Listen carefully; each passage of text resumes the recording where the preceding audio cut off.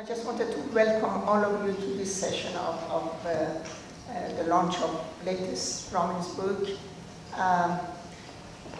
Ramin himself, as Tarek said, will talk about his book, and then Maziar will talk about his experience, almost similar experience of the being in prison in Iran. Anyway, Ramin's Time Will Never Say, which I read, and half of it I read twice, has a philosophical dimension.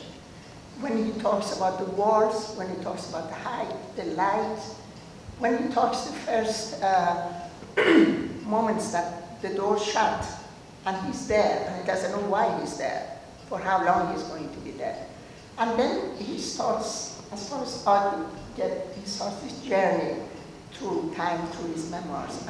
And it all comes with the philosophy that he believes in it. And that is what, in my view, it makes it unique. One of the very, very interesting books that I have read of the prisoners' memoirs in Iran.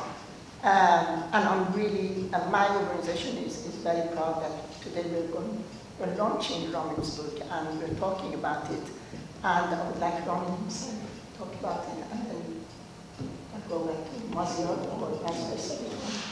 So what I've read here, of course, starts with Ramin's own words. I added a paragraph about my own experience, and then I finished it by the granddaddy of all these books, Kafka's The Trial. And as you see, it seamlessly goes from one story to another. I've read at least 5 of Ramin's books in the past couple of years. His books are all intellectually challenging, but they make so much sense and are written with such level-headedness that they are easy to read and reread. So when I received his most recent book, Time Will Say Nothing, I thought it was another Jahanbegloo book which I could learn from and enjoy. But I was wrong. I was very wrong. It echoes his anger about the condition of the world, and it's inspired by the love for his country and its people. The book testifies to the breadth of Ramin's knowledge of philosophy, history of philosophy, and Iranian culture. The book is also counterintuitive. One rarely associates philosophers with emotions and storytelling, but one is usually not Ramin Jahanbegloo. The title of the book is inspired by W.H. Auden's poem, If I Could Tell You. Time will say nothing, but I told you so. Time only knows the price we have to pay. If I could tell you, I would let you know. The Iran Ramin explains in this book reminds me of 2 great Fellini characters, both portrayed by Giulietta Messina, Gelsomina in La Strada and Cabiria in The Knights of Cabiria. 2 innocent, trusting souls that are used and abused by those whom they trust, but never lose their childlike innocence and humanity. It is fitting that Auden's poem reads on. If we should weep when clowns put on their show, if we should stumble when musicians play, time will say nothing, but I told you so.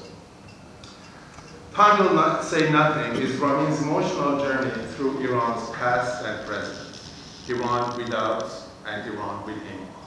Iran of intellectuals and artists, and a country in the grips of thugs and bigots. A beautiful country with immense potential to be the beacon of democracy in the Middle East, and a nation that would fail to do so if, as Ramin said in my film, Forced Confessions, Iranians should ask themselves one day, how did we create such monsters and criminals? How did they come to power? This is not only a governmental problem, it is also a cultural problem. Iranian society can create good and bad individuals. It should ask why.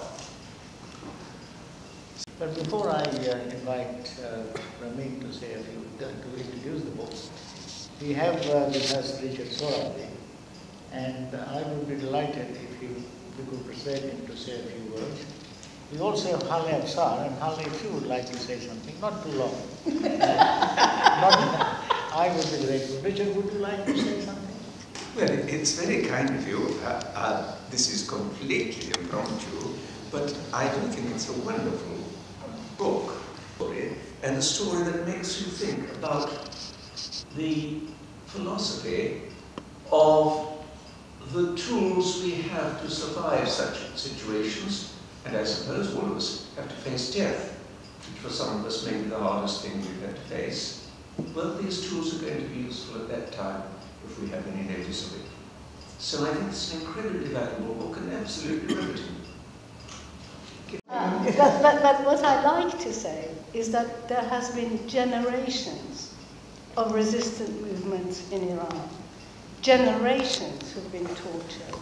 Generations who've been put through ghastly experiences again and again and again. Men, women, many young people who actually begin, certainly many of us began when I was 14, so spent a lifetime and failed. But what is wonderful to have Ramin is that it continues. And so long as there are people who are willing to put their lives on the line and who are willing to fight for a cause that matters, I think we will succeed. Not today, not tomorrow, but it is coming. So bravo for the hope and for the resistance. Let me start by saying that it has been a long journey to get here. I can start like that. For me, actually, writing this book has been also an experience of going through quite an experience like giving birth to a child. It has been a long process of writing and a long process of learning and exercise, of learning from life, and also to go over the nightmares that I'm sure that also Mazia has been through. And it's not going to prison in countries like Iran is one thing. The nightmares which follow you for a long period of time is the second thing. So you have to cure both of them at the same time. You know, and it takes a long time to cure the nightmares and the sufferings. Memories are not the key to the past, but I believe that memories are the key to the future. Practically, somehow, when you start thinking about your past, you're only thinking about the future, and you're in the future. And that's what this book is all about. I actually, in an interview which was done with me, I compared it with a basket of cherries. And I said, when you have a basket of cherries and you want to take one cherry out, this is one of the rare fruits that you cannot take out individually, because it's usually attached to another cherry, and when you take one cherry out, maybe 2 or 3 other cherries come out with it. But if there is no political perfection, and if political perfection is an illusion, there is also space for value pluralism, what Isaiah Berlin used to call value pluralism, which is the matrix of what is so important, and I bring it out in my book, cross-cultural dialogue. A dialogue among nations, a dialogue among cultures, because no culture is also perfect. No nation is also perfect. There's always something missing, and we have to learn from other cultures, as we have to learn from other individuals. So this book is, in a way, is a product of my cross-cultural encounters in life, with the process of life, because I took life, and it came like that through my parents, first of all, and after also from my upbringing, 1 year in Geneva, 1 year in UK, 1 year in Algeria, several years in France, living in India, living in Canada, living in Iran. I would say a cross-cultural, intercultural actually way of living. And because of this cross-cultural, intercultural essence of my life, I believe in a very open-ended and flexible conception of culture also. In the same way as my guru, I would say Gandhi, also believed in the fact that he wanted his house to be open and the windows of his house to be open to other cultures and the window of other cultures go through them. So I believe in this cross-cultural aspects, and I mentioned it, but I also believe, I think in the same way most of you that I know very well, certainly it's the case of Lord Padak, and certainly it's the case of Sir Richard Sorabji, the Socratic task of learning through asking questions, because there's no other way.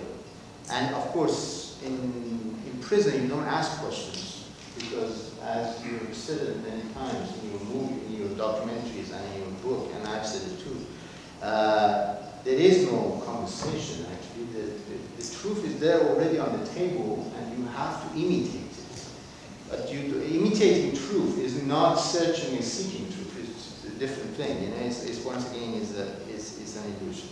So what I've learned through my experiences, and prison being one of these experiences, is that why philosophers, many of them, and poets of course, agonize over questions, they agonize over doubts.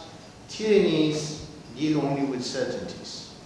And they want to go back to these certainties and underline these certainties and die with these certainties, because tyrannies die with their certainties and they never die with their doubts. Otherwise, they will reform themselves and they will become non-tyrannical.